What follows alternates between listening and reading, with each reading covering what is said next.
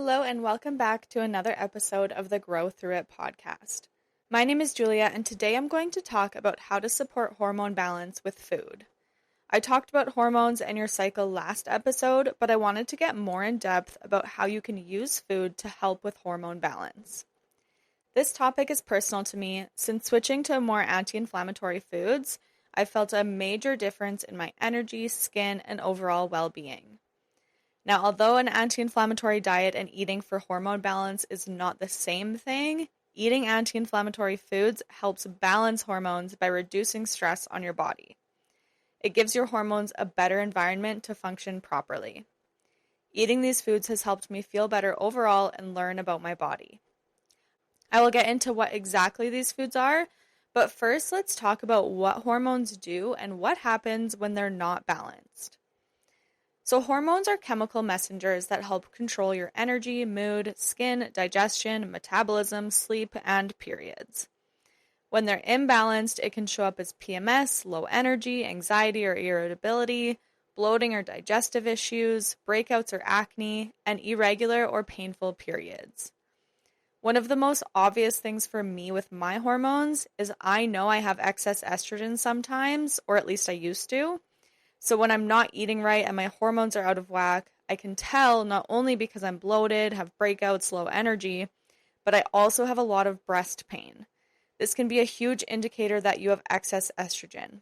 And for me, of course, it's painful and I don't want to be in pain, but I also know it can be a factor in developing breast cancer, so I definitely want to balance my estrogen especially. And estrogen is not a bad hormone, you just want to make sure it's at a good level, the same with all the other hormones too.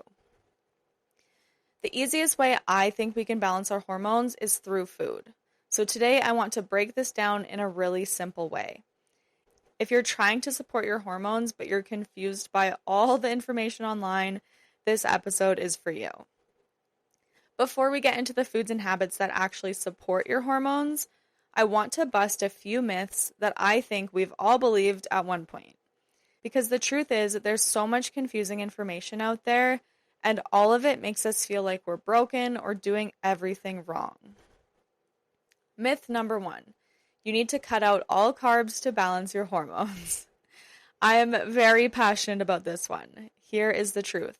Carbs are not the enemy. In fact, your hormones need healthy complex carbs like sweet potatoes, quinoa, and fruit to function properly. Cutting carbs too low can actually make your symptoms worse, especially if you're struggling with fatigue, anxiety, or irregular cycles. It's all about the type of carbs and how you pair them, not cutting them out. Myth number 2, hormonal issues only affect your period. The truth, yes, your cycle is a big part of it, but your hormones impact way more than just your period. Like I said, things like your mood, sleep, digestion, energy levels, skin, and even your ability to handle stress are all tied to your hormone balance. So even if your cycle seems fine, you could still benefit from supporting your hormones in a deeper way. Myth number 3, you'll feel better instantly once you change your diet. The truth, healing hormones is a long game. You might feel a bit better in a week or two, but most real, lasting changes happen over several months. Your body needs time to regulate inflammation, detox excess hormones, and rebuild those systems. So be patient with yourself. Keep showing up for your body and the results will come. Myth number 4, it's too late to fix your hormones. The truth, not at all. It is never too late for anything. Whether you're 25, 35, or 45, your body is always responding to how you treat it. Every meal, every walk, every night of good sleep is a step toward healing. Myth number 5, you need to eat perfectly all the time to heal your hormones. Perfection is not the goal. Consistency and nourishment are. Stressing over being perfect with your food can actually do more harm than good, especially for your nervous system and hormones. Myth number 6, hormone health is all about what you eat. Nutrition plays a huge role, and we will be focusing on that today, but so does sleep, stress, movement, and your environment. It's all connected. Food is powerful, but it's just one part of the picture. Okay, now that we've cleared up a few things, let's talk about how you actually support your hormones with food and lifestyle. One of the main things that helps balance hormones is balancing blood sugar levels. Blood sugar affects your energy, your mood, and cravings. Have you ever gotten hangry before? That's because your blood sugar is low. Blood sugar spikes can also be an issue. It can put stress on your body, which triggers cortisol, which messes with estrogen and progesterone. You can spike or drop your blood sugar by eating sugary breakfasts or skipping meals. So, I try and build every meal focusing on protein, healthy fats, complex carbs, and fiber. This will help balance blood sugar. This can look like a smoothie for breakfast with vegan protein powder, oat or almond milk, berries, and chia or flax seeds. I also have a great meal replacement protein powder that has protein, fats, and carbs already in it. Another meal option could be things like quinoa, roasted veggies, chicken, and a little healthy fat like tahini or sunflower seed dressing. If you're eating cereal for breakfast or pancakes loaded with syrup or any other sugary breakfast, you're setting your day up for failure. If you're on a blood sugar roller coaster all day, so are your hormones. Another way to manage hormones is to limit inflammatory triggers. Inflammation affects your gut, your liver, your skin, and your ability to process and clear out excess hormones like estrogen. For many people, dairy, gluten, and ultra-processed foods can increase inflammation. For me personally, I cut those things out as well as nuts, and it's made a huge difference in my skin, digestion, and energy. I'm at the point where I can have those things occasionally, and it won't affect me too much. But if I'm eating them consistently, I notice breakouts, I get super bloated, and I just feel overall sluggish. You could be different and those things may not affect you, but I encourage you to try eliminating them one at a time and see how you feel. Then reintroduce them and notice any changes. You might be surprised. Now, this doesn't mean you need to eat perfectly or never enjoy food. I definitely enjoy food when going out or buy a sweet treat every now and then. But if your body is already stressed or inflamed, food can either support healing or make it worse. Supporting detox pathways is also very important for hormone balance. Your liver breaks down excess hormones, especially estrogen, and your gut eliminates them. If your liver or gut is sluggish, hormones recirculate, leading to symptoms like PMS, bloating, mood swings, and breakouts. I actually only recently found out just how connected our hormone health was to things like digestion and detox. Like, if you're not pooping daily, your hormones can actually build up in your system. Isn't that crazy? I've always known that detoxing your body and using non-toxic products are good for you, but I didn't know this aspect of it.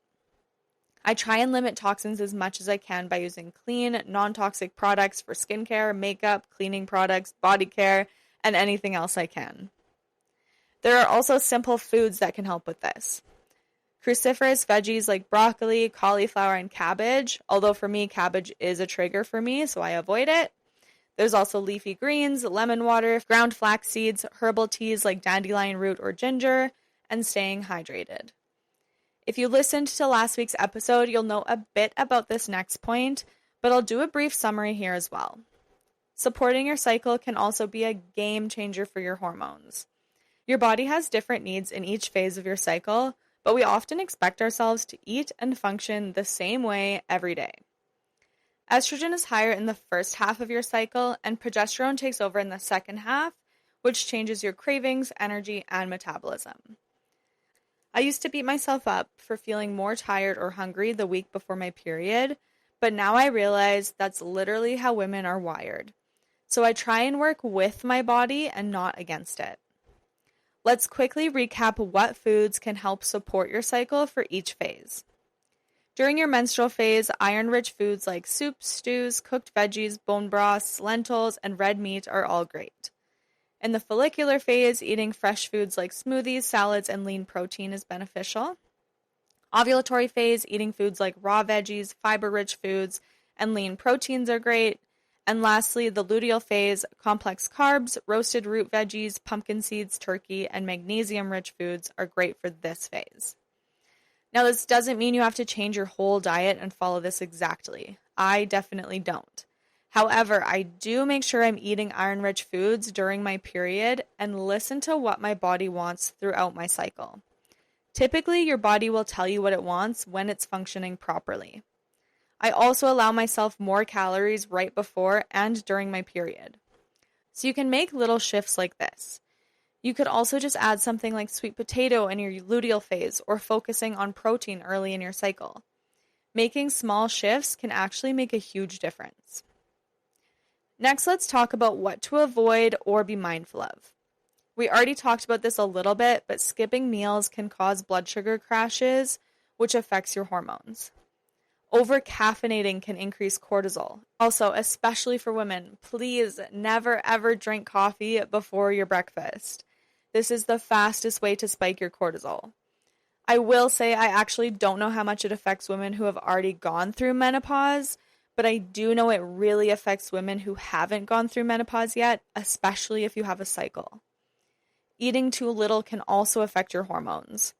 Your body shuts down hormone production to protect you. There's a difference between eating in a calorie deficit to lose weight and restrictive dieting and eating too few calories. Another thing I am very passionate about, and this might ruffle some feathers, but I do not agree with intermittent fasting for women. Again, it could be different for older women, but for most women, it can increase cortisol and disrupt hormones like estrogen and progesterone, which are crucial for ovulation and your cycle. Women who do IF may experience changes in their menstrual cycle like irregular periods or missed periods. There's also a concern about fertility since disruptions to hormone levels can affect ovulation and the ability to conceive. It can also affect metabolism. It can influence insulin and leptin, which could impact blood sugar levels and appetite regulation. So although I know many people swear by intermittent fasting, I think you should be very cautious, especially if you're childbearing age. I feel like so many of us have been taught to eat less and do more, but that's the opposite of what supports hormone health. Your body needs enough nutrients and safety to function properly. So what can we do? Number 1, eat within 90 minutes of waking, ideally with protein. Remember, we want to avoid sugary breakfasts. Breakfast, I like to have our oatmeal with protein powder, flax seeds, oat milk, and berries. I also like scrambled eggs with spinach and green onions with a side of sweet potatoes. I've tried many different hormone healthy and anti-inflammatory breakfasts that I'd be happy to share with you. Number 2, add more color and fiber to every meal. Variety is key. You want your plate to look colorful, not bland. Fiber is also so important for so many reasons. It prevents constipation, promotes regularity, feeds good gut bacteria, reduces the risk of heart disease, manages diabetes, may lower cancer risk, especially colon cancer. It can help with weight management, improve gut health, and reduce inflammation. Number 3, drink enough water. Staying hydrated is essential for hormone production. Dehydration can lead to stress hormone imbalances, disrupt metabolism, and affect electrolyte balance, which all impact hormone function. Number 4, plan your snacks. Think protein and fiber like hummus and veggies, or a boiled egg and fruit. Number 5, reduce caffeine, especially before breakfast. Like I said, this is a sure way to spike cortisol. Instead, drink warm lemon water or herbal tea if you want something warm in the morning. I personally love to just drink plain water, or I'll have my vitamin drink with my breakfast. Now you might be wondering, how do I know if the things I'm doing are actually helping? Let's talk about some signs your hormones are healing. Healing your hormones doesn't always look dramatic, and it's not just about getting a regular period or clearing up your skin overnight. Some of the signs are subtle and often overlooked, but they really matter. Here are a few signs that your hormones are starting to come back into balance. Your energy is more stable throughout the day. You're not crashing at 3 p.m. or waking up exhausted every morning. Fewer intense mood swings or emotional crashes. You feel more emotionally steady, especially in the days leading to your period. More regular, less painful periods. This doesn't mean your cycle has to be perfect, but if your period is coming with more predictability and with fewer severe symptoms, that's a big win. Improved digestion, less bloating, less constipation, and fewer food sensitivities can be a sign of reduced inflammation and better gut hormone connection. Better sleep. You're falling asleep more easily, staying asleep, or waking up feeling more refreshed. Balanced hunger cues. You're no longer constantly craving sugar or carbs, and you feel satisfied after meals. Feeling calmer and more resilient. You're handling stress better, whether that's emotional stress, work stress, or even physical stress like workouts. Healing takes time, and it's not always linear. But noticing even one or two of these signs is a really good indicator that your body is responding to the support you're giving it. I know it can feel overwhelming to try and fix your hormones, but it's not about being perfect. It's about learning what your body needs and taking small, sustainable steps. The more I listen to my body and give it what it needs, the more I feel like myself again. And that is what I want for you too. I made some PDF files you can access through the link in my bio on Instagram. My handle is in the show notes, or you can just search growthroughit.pod. I have a file of hormone healthy foods and a file of a couple of my favorite recipes. If you can't access it for some reason, if you don't have Instagram, you can just use the anonymous link in the show notes and type in your email address and that you'd like the PDF files, and I'll send them to you that way. I really hope this episode helped you understand your hormones better and gave you some ideas on how to balance them. If you have any questions, feel free to DM me on Instagram. You can also ask anonymous questions or anonymously suggest future topic ideas using the link in the show notes. If you enjoyed this episode, I would be so grateful if you would rate, review, subscribe, and share with someone you think would benefit from it. Thank you so much for listening, and remember that you are worthy. See you next time.